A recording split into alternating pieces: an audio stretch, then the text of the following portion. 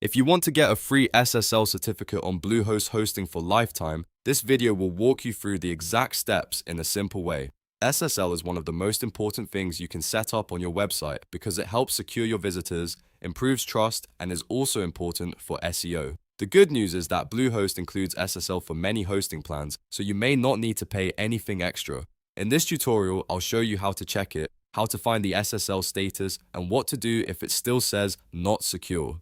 If this video helps you out, please hit like and subscribe for more helpful website tutorials. Let's get started. First, log into your Bluehost account. Once you are inside the dashboard, look at the menu on the left side and click Websites. This section will show you all of the websites connected to your hosting account. Now find the website you want to secure with SSL. If you manage multiple sites, make sure you choose the correct one, because the SSL settings should be checked for the exact website you want to protect. After you find the site, click Manage Site. This will open the management page for that website. From here, you need to look for the Security tab. Click on Security and then locate the SSL Certificate section. This is where Bluehost shows the current status of your SSL installation. If everything is working properly, Bluehost should display a message that says SSL certificate is secure. That means your site is protected and the certificate is active. If you see that message, then the SSL is already working and you do not need to do anything else. But if it says not secure, or if it looks like the certificate is still being activated,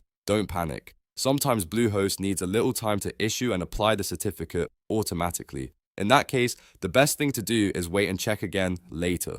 SSL activation can take some time depending on the domain, hosting setup, or recent changes to your site. While you wait, avoid making unnecessary changes to the site connection or domain settings, because that can sometimes slow things down. After some time has passed, go back to the Security tab and check the SSL certificate section again. In many cases, the status will update on its own and show that the certificate is secure.